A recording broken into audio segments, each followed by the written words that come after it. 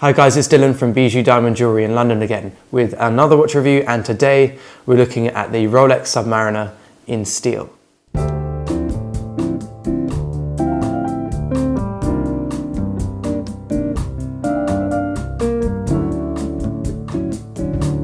First, let's take a little look at the history behind the Submariner and previous models. So the Rolex Submariner was first produced in 1953. And then in 1954 it was officially released, but the actual production was a year before. It was designed as like a tool, like a utility watch for divers. Skipping forward to the late 1960s, Rolex introduced the date version of the Rolex Submariner. Before that, it only came in a non-date, and that completely changed the market for the Submariner. It opened up to a whole new audience because people started buying it that were working in the cities, or just normal people could wear the watch, and it didn't seem weird that they were wearing like a utility or tool watch because the date function made it less of like a dive only watch. And then skip forward another few years to 2003, where they released the 50th anniversary Submariner, and that was reference 16610LV. It's quite similar to the Hulk, but it's got a green bezel and then a black dial. Then skip forward to 2008, the bimetal Submariners were released, specifically the blue dial. In 2008, they also introduced a few different adjustments to the watch that made it more like the watch we're looking at today.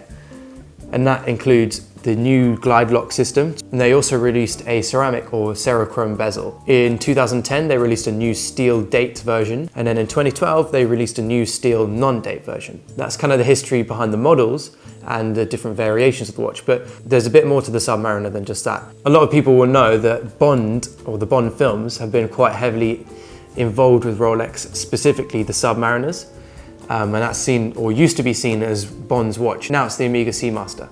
There are a few different films and a few different Bonds that actually wore the Submariner. Probably the most famous is Sean Connery, and he wore the most famous iteration of the Bond Submariner, which was on the NATO strap, which was much smaller. I think it's around a 16mm NATO strap, so it looks really tiny.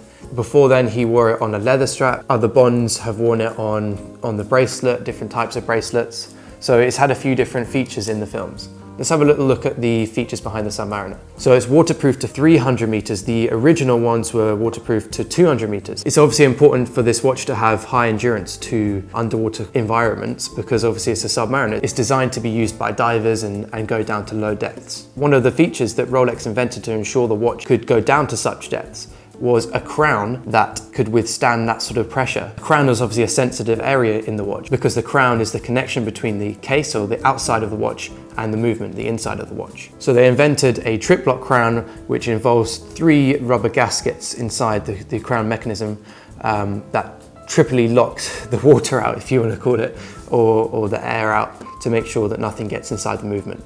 So that was a big game changer for them in terms of creating a higher depth endurance for the watch. Cerochrome bezel, which I already spoke about, it's just a much harder material than they used to use. I think they used to use plastics. The ceramic, or cerochrome Rolex calls it, is just more resistant to scratches, it's harder, longer wearing, it doesn't fade as well, because some of the older ones have like this ghost bezel where it goes grey.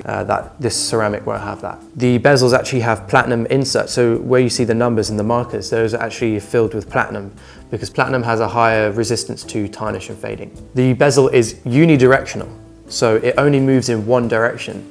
And that basically means that when a diver is diving, they can only move it in a way that means they have less dive time. So they don't need to be worried about maybe over diving or going over the amount they have in their tanks. And then along the bezel, you can see these markers, and those mark the decompression stops for a dive. So if you're ascending up through a dive, you can stop off at these different decompression stops. The edge of the bezel is ridged and it feels quite sharp. They designed these edges to be sharp and grippy so that divers could easily twist the bezel underwater with gloves on, or when they're just about to dive in from the boat, they can then quickly adjust the watch and not have to fiddle around with it because it's too delicate or just slips off their gloves. Speaking of the edge of the bezel, and then coming back to Bond, there was a special edition Submariner that Rolex made for the Bond films that had no movement inside, and the bezel was actually designed that when you pressed a button on the side of the watch, I think, or wound the crown, I can't remember exactly, the bezel would spin round, and they designed the bezel as well, and the bezel edge, to have a really sharp,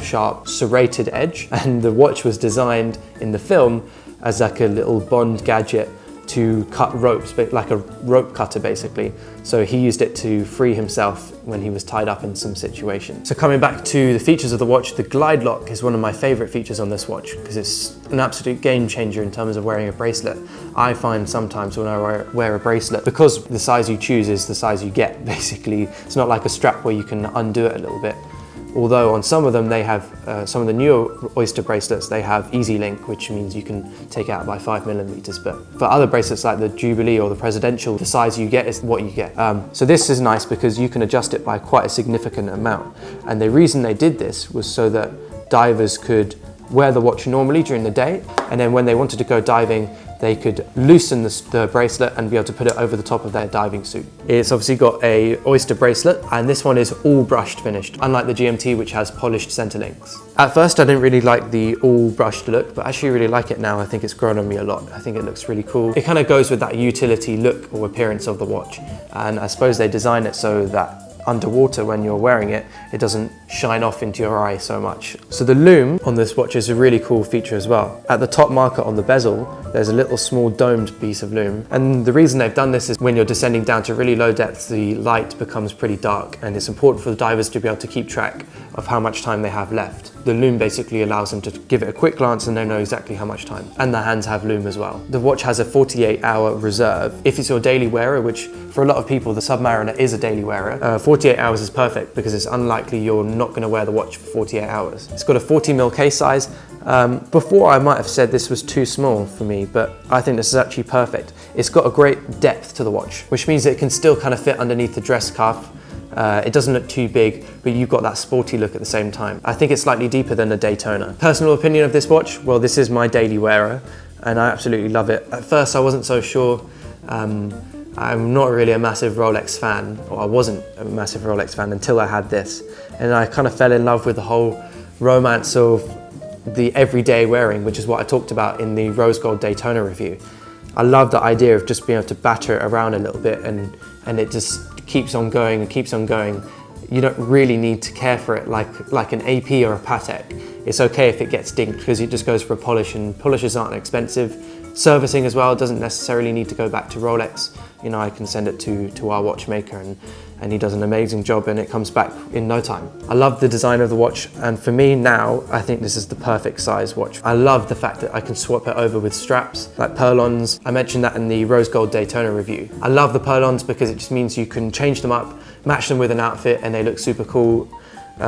They keep it casual as well, and they look cool with it for any occasion. It doesn't matter what you're wearing, a suit or literally a tracksuit, it doesn't matter. When I first got this watch, I did wear it on the bracelet, and I don't feel it's as sporty, and you always remember you're wearing that watch because the bracelet can pinch in certain areas and it's heavier and it's chunkier. These purlon straps are so thin. They just feel so good and they're so comfortable, and you just forget you're wearing a watch. I don't always want to feel it on, I just want to be able to look at it when I need it, and that's it. The ceramic bezel has that shine and sheen, and black on black with the black dial just looks so good together. The brushed finish looks really smart on the lugs, and I just love the simplicity of the design. I still get that utility vibe from it, that tool, you know, it being used as a tool for diving, and that's it. And that's what I like about it, is you just feel like it's there to serve a purpose. I'm definitely going to keep this for years and years and years. And I don't know if I'm going to upgrade to anything bigger. I used to have the AP, the Royal Oak that we looked at a couple of weeks ago, but since then I've never really felt like I wanted to have that back. Which is funny because when I had the AP, I thought I would never ever own a Rolex, but this has completely changed my opinion. Thanks guys for watching. Stay tuned for more watch reviews coming up. Let us know what you want to see in the comment section. Don't forget to like the video, subscribe, and stay tuned for more watch reviews coming.